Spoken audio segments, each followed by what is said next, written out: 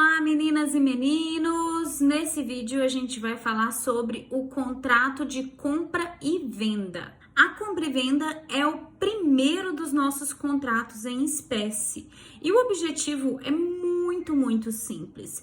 Por meio do estabelecimento de um contrato de compra e venda, nós alteramos a propriedade de um bem. A doutrina classifica o contrato de compra e venda como bilateral, oneroso, consensual, comutativo, de execução instantânea, não solene, que é a regra para os contratos, já que a forma nos negócios jurídicos é livre. O contrato consensual é aquele que se aperfeiçoa com a própria manifestação da vontade, diferente de um contrato de natureza real, que é aquele que se aperfeiçoa com a tradição, com a entrega física da coisa. Quando a gente estuda direito de propriedade, a gente observa lá no artigo 1267 que a propriedade não se transfere pelos negócios jurídicos antes da tradição. Ou seja, não basta fazer o negócio de compra e venda, é preciso que haja entrega da coisa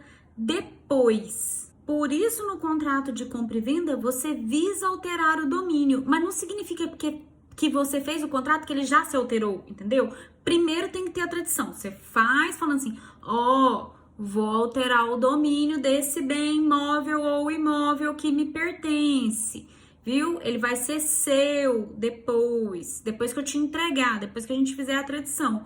Mas isso só ocorre após a tradição. Se fosse assim, bastava a gente fazer um contrato de compra e venda de bem imóvel, pronto, o imóvel que era meu vira seu e pronto, acabou. Os elementos constitutivos do contrato de compra e venda estão lá no artigo 482, que diz que a compra e venda é perfeita quando você tem, que diz que a compra e venda é perfeita quando as partes concordam quanto ao objeto e ao preço. Então você tem coisa, consentimento, preço e forma. Todo negócio jurídico tem uma forma, mesmo que ela seja livre. O artigo 104 lá dos negócios jurídicos ainda tá valendo para nós, viu? A coisa vendida pode ser tanto uma coisa atual, ou seja, uma coisa que já existe, que você já tem, ou uma coisa futura, que você ainda vai possuir, que você ainda vai ser proprietário dela.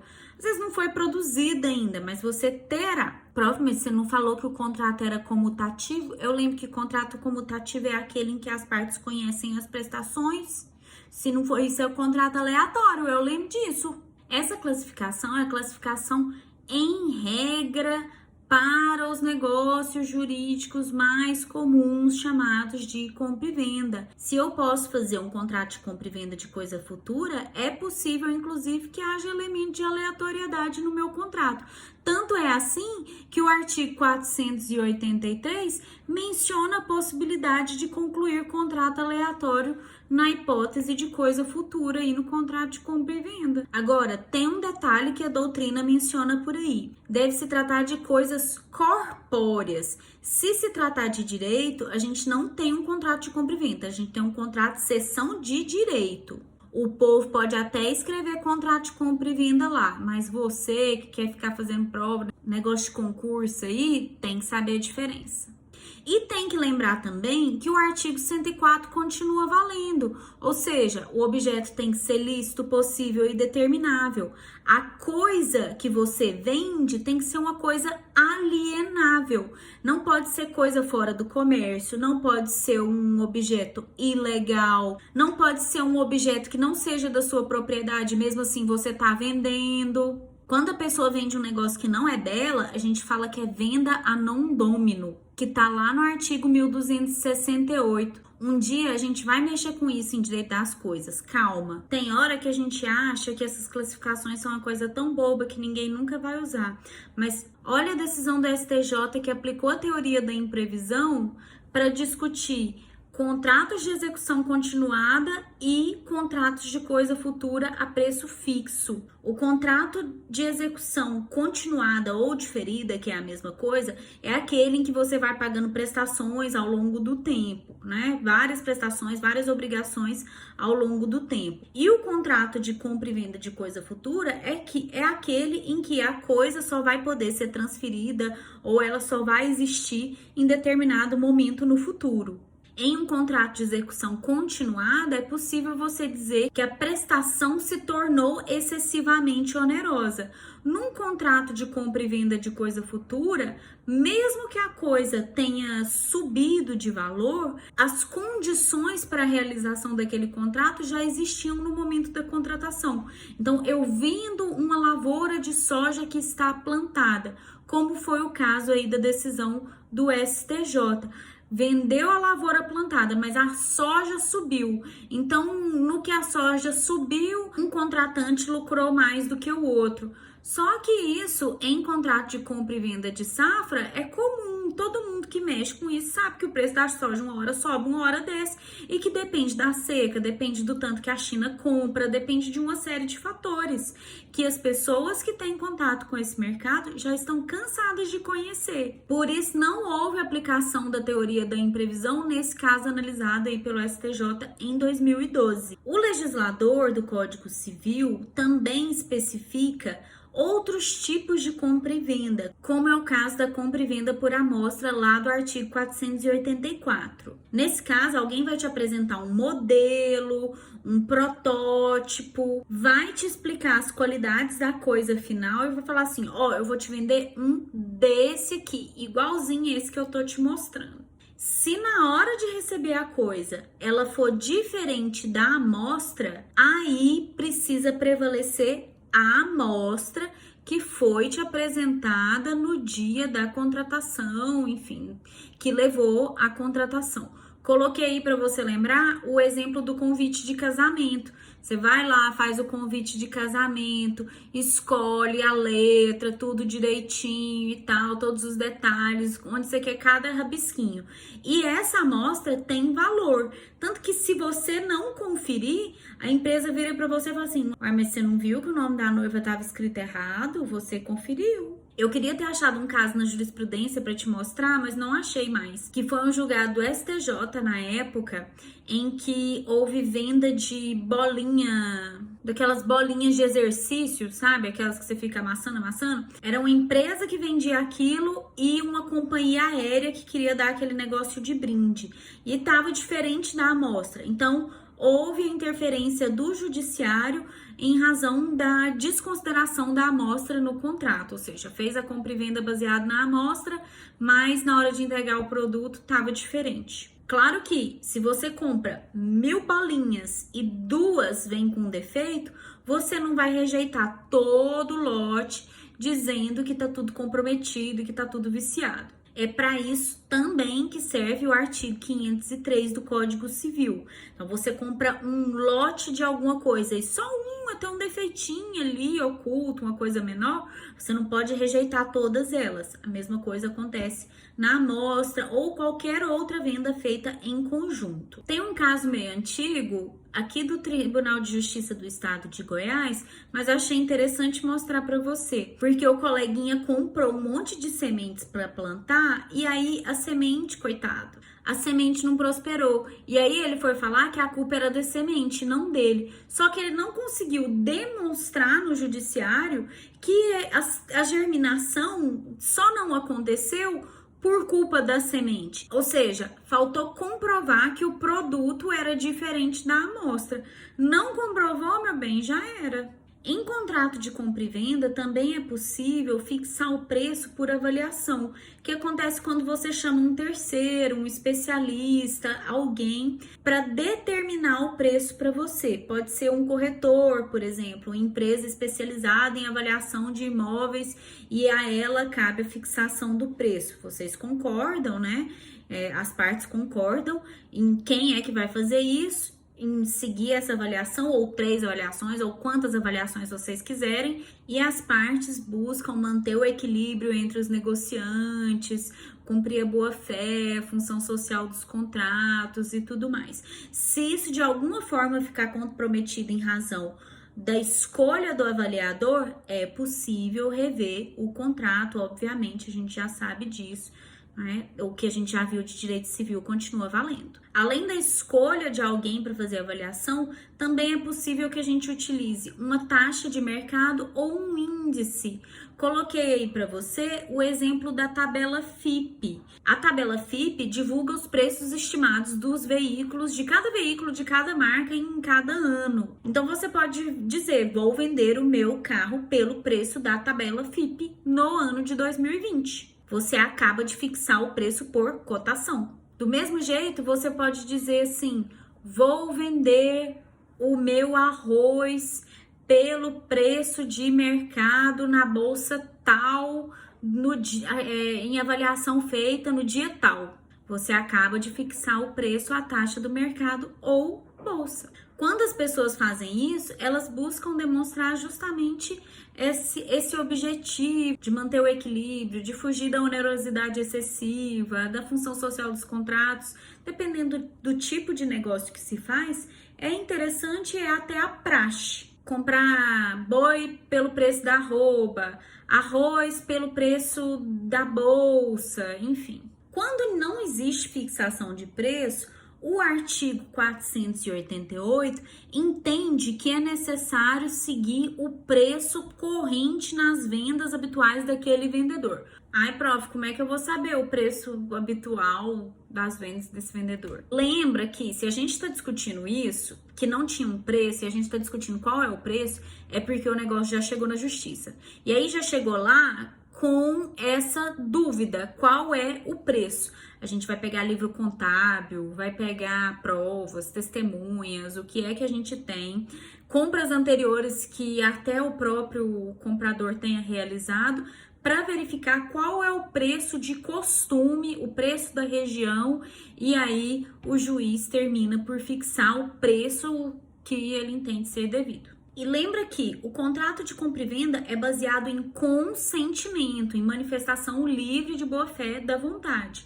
Então, não é porque eu ofereci um preço que você tenha que aceitar e que o contrato esteja concluído. Se não existe fixação, se não existe acordo em relação ao preço, você não pode entender que o contrato foi concluído com sucesso e que a negociação terminou. Às vezes nem terminou o contrato de compra e venda ainda e você tá fazendo o quê? Tá discutindo preço? Não tá nem concluído? Tá doido? O artigo 489 nos lembra da hipótese de nulidade nos casos de contrato de compra e venda em que o arbítrio exclusivo do preço é deixado somente a uma das partes.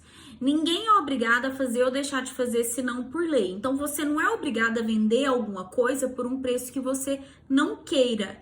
O carro é meu. Se eu quiser vender ele por 100 mil, mas ele só vale 20, é problema meu. Eu anuncio ele por 100 mil e falo que só vou vender desse preço. E daí? Aí você não compra, é pronto, simples assim. Você não é obrigado a comprar só porque eu tô vendendo nesse preço. Esse artigo não tá falando desse caso meu de achismo doido no preço do veículo. Ele trata daquelas hipóteses em que você visa evitar concorrência desleal. É o caso de formação de cartel, por exemplo. Todos os postos de gasolina têm exatamente o mesmo preço no litro da gasolina. Então, para evitar abusos no poder econômico, práticas de cartelização, concorrência desleal, se houver uma dessas práticas, então o contrato é nulo. O contrato de adesão também não entra nesse artigo aí, não. Porque você não é obrigado a fechar esse contrato. Tem outras empresas que prestam esse serviço, tem outras pessoas que fazem a mesma coisa e você pode procurar outra empresa de telefonia, por exemplo, outro vendedor de veículo também, outro ano de veículo, outra cor de veículo, entendeu? Então, não é porque é contrato de adesão que o preço tem arbítrio exclusivo. Se parar de comprar, se todo mundo parar de comprar, eles vão abaixar. É a lei do mercado, é assim que funciona. A doutrina nos lembra também de tomar cuidado com o preço irrisório. Se o preço é muito, muito baixo, por exemplo, eu te vendo uma casa por apenas R$1, essa compra e venda pode servir para simular um outro negócio jurídico, simular uma doação, por exemplo. E aí, em caso de simulação, o negócio é nulo, como a gente já estudou lá na parte geral. E a parte geral, bem como os direitos das obrigações, tudo aquilo que a gente já viu continua se aplicando. Então, preço em moeda corrente, pelo valor nominal, evitar transações em moedas estrangeiras, exceto contratos internacionais. Tudo isso continua valendo. Eu não vou ficar repetindo aqui toda a vida, porque senão eu mato você de tédio e o vídeo fica muito longo. Se ninguém falar nada, se ninguém estipular o contrário, o artigo 490 resolve a partilha das despesas do contrato para você. Ele diz que as despesas de escritura e registro ficam com o comprador e o vendedor fica com as despesas da tradição, ou seja, a entrega, o que ele tem que fazer para entregar o negócio para você. Essas são do vendedor. Lembrando que a coisa se perde para o dono. Enquanto o objeto é seu, as dívidas do objeto também são suas. Então, o imposto que tiver para pagar, tudo quanto é dívida que tiver para pagar, elas pertencem ao proprietário naquele momento. Depois da tradição, muda também o responsável pelo pagamento desses valores. É o que diz aí o artigo 502. E repare você que eu deixei bem destacado, salvo cláusula em contrário, salvo convenção em contrário. As partes são livres para contratar. Se elas quiserem escrever outra coisa no contrato, problema delas. Isso daí serve para resolver aqueles problemas em que o povo não conversou. Sabe aqueles negócios de parente que o povo fica com vergonha de conversar, de falar as coisas, de escrever no contrato? Então, o Código Civil já resolveu pensando nesse povo. Em contrato de compra e venda, existem também algumas peculiaridades concernentes ao emissor do consentimento. Uma delas está aí no 496, que trata da possibilidade de anulação de venda de ascendente a descendente, sem que haja o consentimento expresso dos outros descendentes e, dependendo do caso, do cônjuge do alienante. Isso daí serve para evitar que um dos descendentes fique prejudicado no momento de recebimento de herança. Que às vezes a pessoa simula uma compra e venda, mas na verdade é doação. E aí você adianta a herança de alguém, adianta a legítima de um dos descendentes, um favorito, um filho que é mais legítimo do que o outro aí, e um dos filhos fica prejudicado. O prazo para pleitear essa anulação é decadencial de 2 anos, tá aí no enunciado 368, coloquei para você. E conforme o enunciado 545, ele é contado da ciência do ato que se presume em se tratando de transferência imobiliária a partir do registro. Então, você começa a contar esses 2 anos para pleitear a anulação a partir do registro do imóvel, lá da compra e venda do imóvel. Aí no artigo 496, parágrafo único, ele começa assim, em ambos os casos. Mas você lê esse negócio e fica um trem tão esquisito, porque só tem um caso, como é que tem ambos os casos, só tem um? Esse em ambos os casos você vai desconsiderar, você vai riscar ele e vai pensar assim, nossa, o povo esqueceu de apagar isso antes de publicar o código.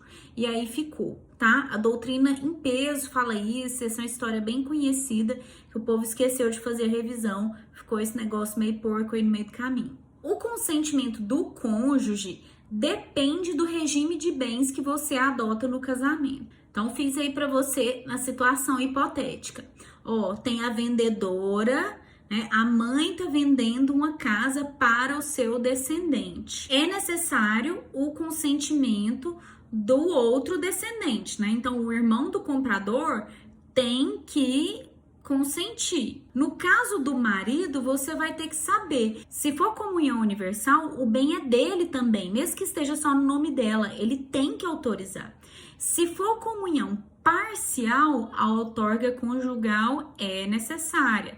Se for separação convencional, aquela que você escolhe, você vai lá no cartório e fala assim, quero a separação de bens, aí não precisa da autorização do marido. Na hipótese de separação obrigatória, se o bem for só da mãe, aí não precisa de autorização do marido, do pai. Um dia, lá em Direito de Família, a gente vai discutir todos os regimes e vai ver todos esses casos de novo. Então, eu só preciso que você saiba que esse negócio existe e que no contrato de compra e venda ele é importante. Porque se a gente for falar desses regimes todos agora, você vai desistir de tudo e vai embora. Não é isso que a gente quer. Com a equiparação da união estável e do casamento, a tendência é que se peça também a outorga convivencial para os mesmos casos em que é pedido para o casamento. O Pablo Stolze diz que tem que esperar para ver o que a jurisprudência vai decidir, mas que ele inicialmente acha que não é necessária a outorga convivencial, seguindo o mesmo parâmetro do casamento. Eu, particularmente, acho que tem que seguir, já que o Supremo equiparou o casamento e a união estável, tem que equiparar para tudo. Mas aguarde cenas dos próximos capítulos. A compra e venda entre cônjuges é possível se houver bens particulares. No regime de comunhão universal, por exemplo, o que é de um também pertence ao outro. Então, como é que você vai vender uma coisa que já é da pessoa? Na separação de bens, por exemplo, cada um tem o seu patrimônio próprio. Então, eu posso vender para o cônjuge o que eu quiser. Qual que é o problema? O problema é quando um dos cônjuges é insolvente e aí começa a vender coisas para o outro, né? Coisas fora da comunhão, enfim, para fraudar a legislação, para fraudar credores. Então, isso é problemático. Aí é possível mover a ação pauliana, no caso de fraude contra credores, por exemplo, para anular esse tipo de contrato. Mas não porque foi feito entre cônjuges, mas porque foi fraude contra credores. E em contrato de compra e venda de coisa que exista em condomínio, né, que tenha mais de um dono, a gente precisa respeitar o direito de prelação ou o direito de preferência dos outros condôminos na compra. Então, eu tenho um imóvel rural em condomínio com os meus 2 irmãos.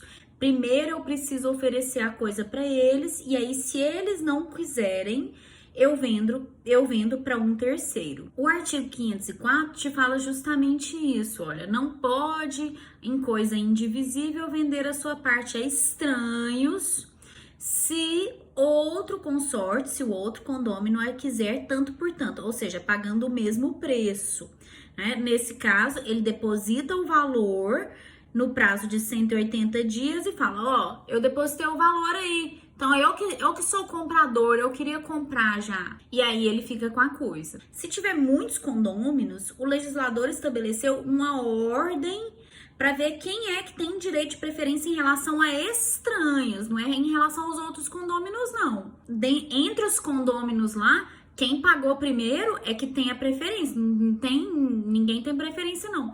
Preferência é só com relação a gente de fora. Aí você vai ver o parágrafo único do 504, que diz que se forem muitos condôminos, primeiro quem tem benfeitorias de maior valor, depois o de quem é o maior e depois quem deposita primeiro o preço. O artigo 497 também fala das pessoas que podem emitir esse consentimento. Perceba você que tutor não pode comprar nada que ele esteja administrando. Mesma coisa com servidor público, juiz, leiloeiro. O que acontece? Se você é o leiloeiro, se você é o tutor, se você é a pessoa que administra o bem, você tem informações privilegiadas e acesso diferente ao bem. Às vezes você é o administrador e você destrói a coisa de propósito para ela valer menos, você vai lá e compra. É para isso que serve esse artigo, tá? Evitar práticas desleais, enfim. A questão dos riscos segue o direito das obrigações que a gente está cansado de ver. E o artigo 491 te diz que na venda a crédito, o vendedor não é obrigado a entregar a coisa antes de receber o preço. Então, se você vende para receber amanhã, você tem que entregar a coisa hoje? Não, né? Você se compromete a transferir o domínio, mas não é imediatamente, é mediante pagamento do preço. E enquanto a tradição não acontecer, os riscos da coisa correm por conta do vendedor e os do preço por conta do comprador. Qualquer coisa que acontecer com o bem antes da tradição está sob a responsabilidade do vendedor. É o direito das obrigações, a coisa se perde para o dono. Esse artigo sintetiza tudo aquilo que a gente já viu. Eu vou pedir que você leia, que preste atenção e que não se esqueça de direitos e obrigações, pelo amor de Deus. Os artigos 493, 494 e 495 trazem algumas estipulações relacionadas à tradição. Aí você tá vendo, olha, na falta de estipulação expressa, a tradição acontece no lugar onde a coisa se encontrava no tempo da venda. São dispositivos que contêm regras, portanto, não demandam uma interpretação muito ampla das situações. Aí no 494, se a coisa for expedida para um lugar diverso por ordem do comprador, em regra, o bem fica disponível no local da compra e venda, mas o comprador quer que você, vendedor, entregue em outro lugar. Não, eu comprei no estabelecimento, mas é para entregar em tal lugar. Você vai entregar para o fulano e o fulano vai levar. Aí, nesse caso, o risco é por conta do comprador, porque ele é que resolveu fazer um negócio diferente. Uma vez entregue a quem age de transportá-la, salvo se das instruções dele se afastar o vendedor. O comprador fala, manda por Sedex. E o vendedor resolve, vou entregar pro moço do ônibus. Se ele fizer outra coisa, a responsabilidade é dele, porque ele resolveu não seguir a instrução. Você não é obrigado a entregar o bem se você tá vendo que a pessoa não vai pagar, que ela é insolvente, que ela vai cair em insolvência, né? Você tem que fazer o possível para minimizar os danos, minimizar os prejuízos, até pela sua segurança, pela segurança dos contratos em geral. O legislador civil também prevê a hipótese de venda por medida e venda ad corpus. A venda por medida é aquela, por exemplo, quando você vende 2 hectares de terra. E a venda ad corpus é aquela em que você vende o bem individualizado. Vendo o imóvel rural na matrícula, número tal, registrado, cartório tal. O artigo 500 do Código Civil te fala dos casos em que a medida não foi exata, que que é necessário complemento e como é que você vai fazer. Dependendo da situação, dá para complementar. Aí você tem que ver o que é que você vai pleitear. Se é o complemento, se é o abatimento do preço, se é o desconto. Quando existe uma diferença de 5%, mais ou menos, porque aqui é direito, não é matemática pura, entendeu? As coisas não são escritas na rocha. Então é 5% mais ou menos, tem que avaliar que 5% que é esse, onde que tá esse 5%? Às vezes o 5% é pouco, mas é o lugar da água, é o lugar onde tá perto da rodovia, então pode ser 5%, mas pode ser significativo, tá? Então vai depender de cada caso concreto, para você saber se esse 5% ou que tanto por cento pode ou não ser causa de resolução do negócio. Se a venda for ad corpus, aí não tem nada disso. Esse complemento, essa discussão a respeito da quantidade de medida de imóvel e tudo mais, só acontece em venda ad mensura, em venda ad corpus, ou seja, quando o bem está individualizado e você consegue comprovar que aquela menção, a quantidade de hectares e tudo mais, era só enunciativa, ou seja, só serve para ajudar a discriminar a coisa, aí não dá para discutir não. E o processo provavelmente vai ficar nessa. Um falando que a venda foi ad corpus e o outro falando que a venda foi ad mensura. O prazo para reclamar é esse do artigo 501, que é o prazo de 1 ano a contar do registro do título.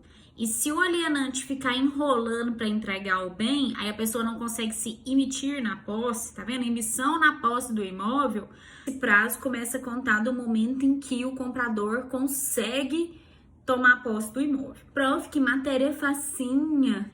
Eu sei que não é facinha, tá? Mas eu espero que fique mais fácil para você com a leitura. Não surta porque você vai rever direito das obrigações inteiro nessas doutrinas. Então, não enlouquece, tá bom? Pensa que vai dar tudo certo, porque vai mesmo. Um beijo para você, até o próximo vídeo.